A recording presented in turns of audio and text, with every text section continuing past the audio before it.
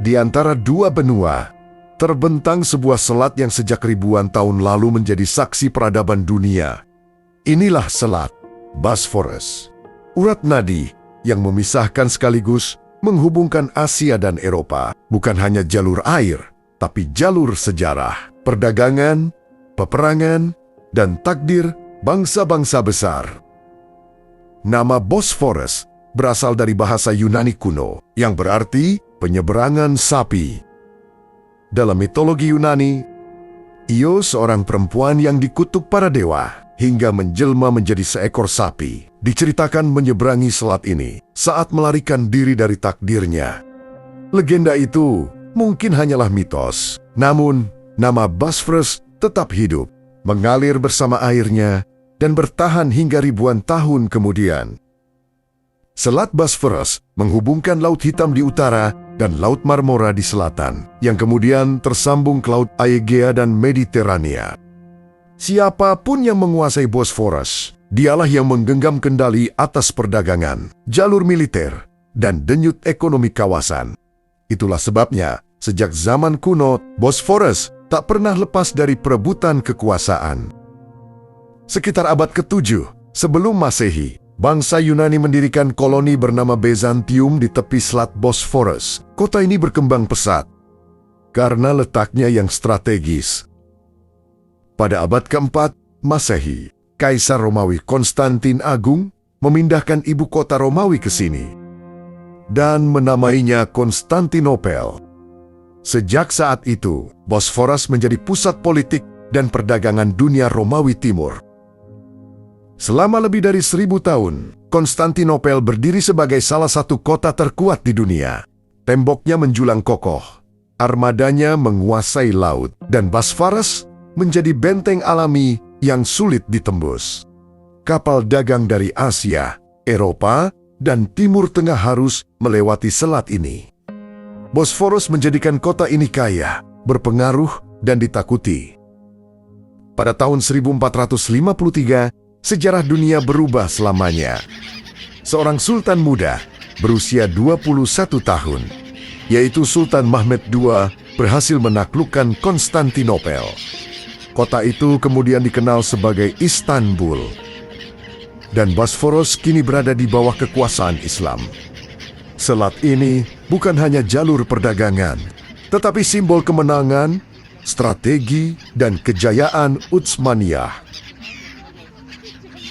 Selat Bosphorus tetap menjadi salah satu jalur pelayaran tersibuk di dunia.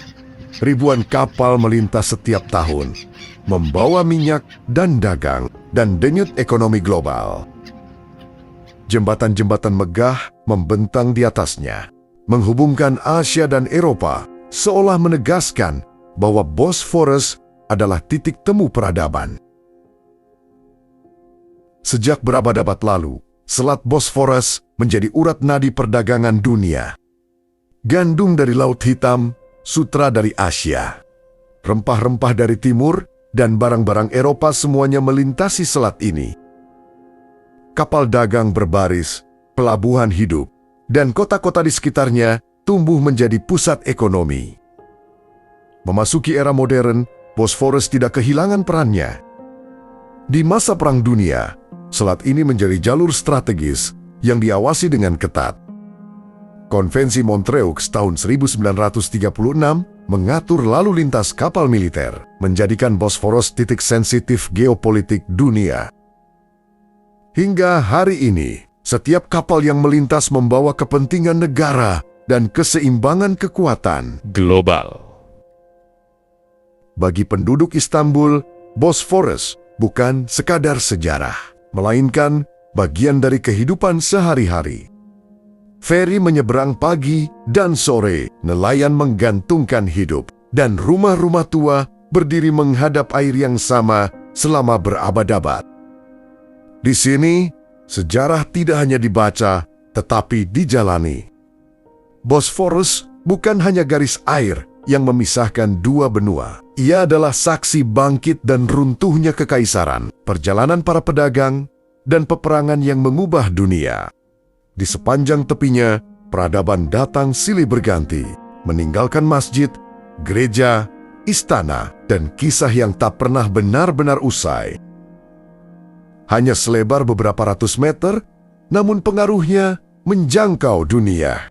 Keputusan yang diambil di selat ini pernah menentukan nasib perdagangan global, arah peperangan, dan keseimbangan kekuatan dunia. Bosphorus membuktikan bahwa kekuatan tidak selalu luas. Kadang ia sempit, sunyi, namun menentukan segalanya. Di sini, Asia dan Eropa tidak saling menjauh. Mereka saling memandang.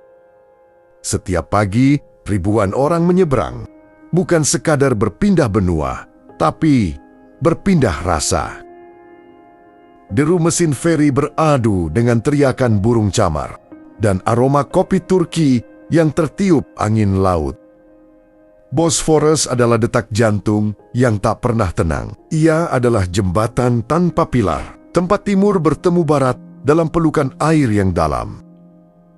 Kehidupan di sini mengajar kita bahwa perbedaan bukan untuk memisahkan, tapi untuk menciptakan harmoni yang abadi.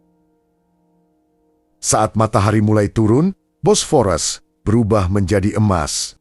Bayang-bayang menara Masjid Kemlika menyentuh permukaan air, sementara Rumeli Hisari berdiri kokoh sebagai penjaga waktu. Dahulu, kapal-kapal perang melintas dengan ambisi penaklukan. Kini, mereka berganti dengan kapal pesiar yang membawa kekaguman. Setiap sudut selat ini menyimpan rahasia tentang cinta sultan yang tersembunyi di balik dinding istana dan strategi para jenderal yang mengubah peta sejarah. Di Bosphorus, masa lalu tidak pernah benar-benar pergi. Ia hanya bersembunyi di balik riak gelombang. Hari ini, kapal-kapal terus melintas, arus air tetap mengalir, dan Bosphorus tak pernah benar-benar diam. Ia bukan hanya penghubung antara Asia dan Eropa, tetapi penghubung antara masa lalu, masa kini, dan masa depan. Selama peradaban masih bergerak, selama manusia masih berdagang, berjuang, dan berharap, nama Bosphorus akan terus hidup sebagai selat yang ikut membentuk dunia.